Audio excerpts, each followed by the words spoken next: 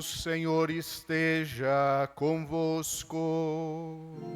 Ele está no meio de nós. Proclamação do Evangelho de Jesus Cristo segundo Lucas. Glória a vós, Senhor.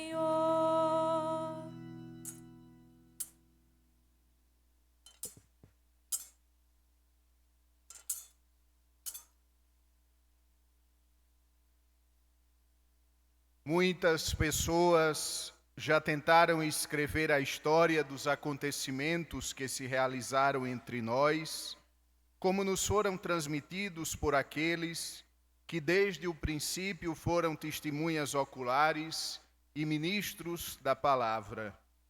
Assim sendo, após fazer um estudo cuidadoso de tudo o que aconteceu desde o princípio, também eu decidi escrever de modo ordenado para ti, excelentíssimo Teófilo.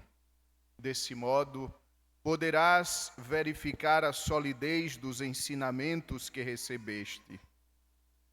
Naquele tempo, Jesus voltou para a Galileia com a força do Espírito, e sua fama espalhou-se por toda a redondeza. Ele ensinava nas suas sinagogas, e todos o elogiavam. E veio à cidade de Nazaré, onde se tinha criado. Conforme seu costume, entrou na sinagoga no sábado e levantou-se para fazer a leitura. Deram-lhe o livro do profeta Isaías. Abrindo o livro, Jesus achou a passagem em que está escrito: O Espírito do Senhor está sobre mim, porque Ele me consagrou com a unção para anunciar a boa nova aos pobres. Enviou-me para proclamar a libertação aos cativos e aos cegos a recuperação da vista, para libertar os oprimidos e para proclamar um ano da graça do Senhor. Depois, fechou o livro, entregou-o ao ajudante e sentou-se. Todos os que estavam na sinagoga tinham os olhos fixos nele. Então começou a dizer-lhes: Hoje se cumpriu esta passagem da Escritura que acabastes de ouvir. Palavra da salvação. Glória a vós, Senhor. Amados irmãos, queridas irmãs, hoje nós estamos celebrando, unidos ao Santo Padre, o Papa, o Dia Mundial da Palavra de Deus. Logo no início do seu pontificado, o Papa Francisco determinou que no terceiro domingo do tempo comum, ou seja, hoje, toda a igreja celebrasse a palavra de Deus. Toda a igreja meditasse sobre o centro, sobre o lugar que deve ter a palavra de Deus na existência de cada cristão, pois a palavra de Deus é para nós espírito e vida, como acabamos de ouvir no salmo que nos foi cantado. Por isso, hoje, nós temos um altar especial para a palavra de Deus. Por isso, cada um de nós hoje é convidado a fazer também um altar para a palavra de Deus, não um altar enquanto um lugar para colocar a Bíblia, mas deixar que o seu coração seja verdadeiramente um altar onde permanece a palavra de Deus. Assim como Nossa Senhora, que meditava em seu coração todas as coisas que lhe aconteciam. meditemos também nós em nosso coração e assim o transformemos no altar, na medida em que deixarmos que a palavra de Deus encontre ressonância na nossa vida. Dito isso, passemos ao Santo Evangelho. O Evangelho de hoje é composto por duas partes. O início do Evangelho de São Lucas, 4 versículos do Evangelho de São Lucas no início, onde ele explica por que ele quis escrever também ele um Evangelho. E depois nós damos um salto de 4 capítulos e vamos para o capítulo 4, onde ouvimos 7 versículos que conta a visita de Jesus à sinagoga de Nazaré. Primeira parte do Evangelho. O evangelista explica o motivo pelo qual ele escreveu o Evangelho. E ele começa dizendo: depois que muitas pessoas já escreveram sobre o que aconteceu, e o que aconteceu? Deus visita o seu povo, Jesus vem ao mundo para salvar, Jesus ensina, Jesus faz milagres, Jesus passa pela cruz, Jesus ressuscita. Muitos escreveram, então também eu resolvi escrever. E ele diz: decidi escrever de modo ordenado para que tu possas verificar a solidez dos ensinamentos que recebeste. O primeiro motivo pelo qual o evangelista coloca por escrito o Evangelho é para que essa pessoa que daqui a pouco nós vamos estudar, ou meditar, melhor dizendo, possa verificar a solidez do ensinamento que recebeu.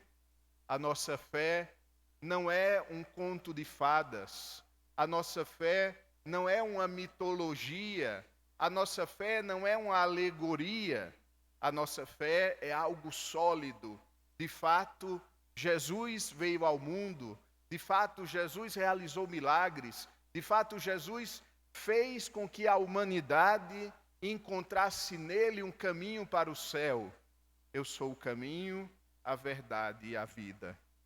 E depois disso, São Lucas diz: eu escrevi para ti, ó excelentíssimo Teófilo. Quem é essa pessoa tão importante ao ponto de São Lucas escrever o Evangelho para essa pessoa, de chamá-lo de excelentíssimo e depois dizer: escrevi para ti o Evangelho? Essa palavra ou esse nome Teófilo é um nome composto de 2 palavras gregas, theos e philos. Theos significa Deus e philos significa amor, aquele que ama a Deus. Quem é Teófilo? É cada um de nós. O Evangelho foi escrito para cada um de nós que amamos a Deus, que buscamos o Senhor. Olha a nossa importância. O Evangelho foi escrito para mim. Por isso o Evangelho não pode ser um livro guardado num estante e esquecido. O Evangelho precisa ganhar vida na nossa vida. Aliás, o Evangelho não é nem para ser lido, é para ser vivido, é para ser praticado, é para ganhar forma na forma em que nós vivemos. Escrevi para ti, excelentíssimo Teófilo. Cada um de nós poderia dizer: escrevi para ti, e colocar o nome de cada um neste lugar. Depois, Jesus vai, e agora entramos na segunda parte, Jesus vai para Nazaré, sua cidade. E ali as pessoas ficam admiradas com Jesus. Quantas vezes nós nos admiramos com o Senhor? Quantas vezes nós nos admiramos com o seu ensinamento?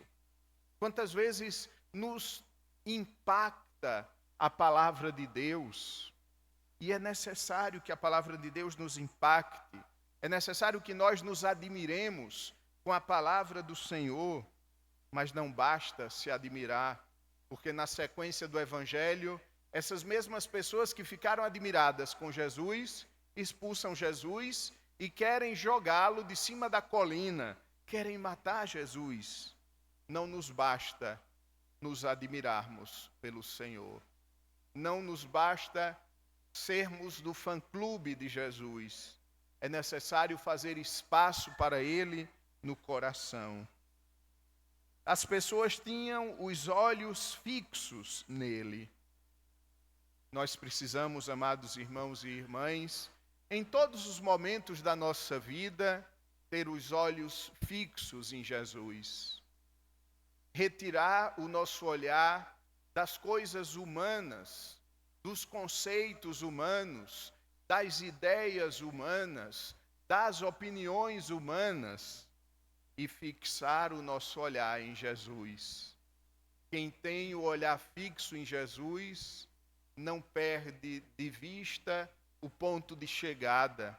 Quem tem o olhar fixo em Jesus não pode errar no caminho, porque Ele já está lá do outro lado a nos esperar. E se fixarmos o olhar nele e caminharmos neste mundo, mesmo em meio a quedas e tropeços, saberemos que um dia iremos atravessar o tempo para chegarmos até Ele. E a última coisa que gostaria que meditássemos juntos é o que Jesus diz no final. Hoje se cumpriu esta passagem da Escritura que acabaste de ouvir.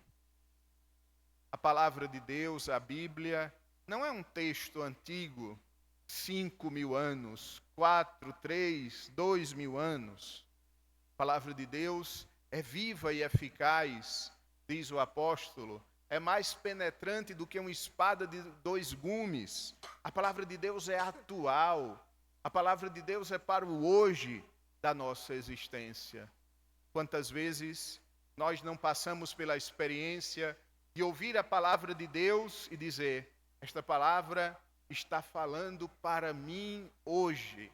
Essa palavra está retratando o meu estado de ânimo, o meu jeito hoje, como eu cheguei na igreja. A palavra de Deus é atual, porque é o Espírito Santo que atualiza cada dia para nós a palavra de Deus em toda a sua força, em toda a sua potência. Busquemos então, amados irmãos, ao longo dessa semana que iniciamos meditando sobre a palavra de Deus, aproveitemos para meditar, nos perguntar, nos interrogar: que lugar tem a palavra de Deus na minha vida? A palavra de Deus é mais uma voz, no meio de tantas outras, que eu equiparo, que eu coloco no mesmo patamar? Ou de fato a palavra de Deus é o norte da minha bússola? Ou de fato a palavra de Deus é a luz que ilumina os meus passos neste mundo? É a lâmpada que ilumina os meus pés? Como diz o Salmo. Que lugar tem a palavra de Deus no meu dia a dia?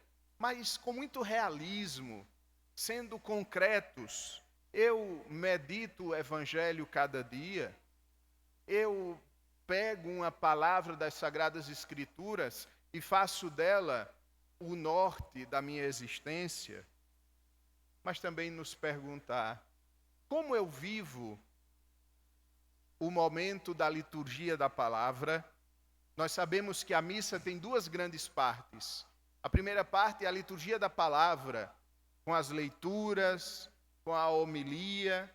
E a segunda parte é a liturgia eucarística. Como eu vivo a primeira parte, como eu vivo a parte da liturgia da palavra? Eu me preparo antes para ouvir a palavra de Deus. Eu leio antes o Evangelho, antes de vir para a missa. Eu transformo em oração as leituras ao longo da semana. Ou simplesmente no domingo eu escuto e às vezes até me perco no meio de um barulho. O Papa Bento XVI um dia disse aos padres que o padre deve começar a preparar a homilia do domingo na segunda. no dia seguinte ele já deve estar começando a preparar a homilia, a ler o evangelho do domingo próximo. Nós também. Nós poderíamos, ao longo da semana, preparar a nossa celebração da palavra, estudar um pouco o evangelho, fazer aquelas leituras. Mas também, qual atenção eu dou à homilia? A homilia faz parte da proclamação da palavra de Deus. O sacerdote, o diácono, o bispo, tocado pelo Espírito Santo, torna presente, traz para o hoje da nossa vida a palavra da Escritura. A palavra homilia significa conversa íntima, conversa do pai para com os seus filhos. O sacerdote, então, explicando a palavra de Deus, traz para as coisas concretas da comunidade aquilo que foi proclamado na liturgia da palavra.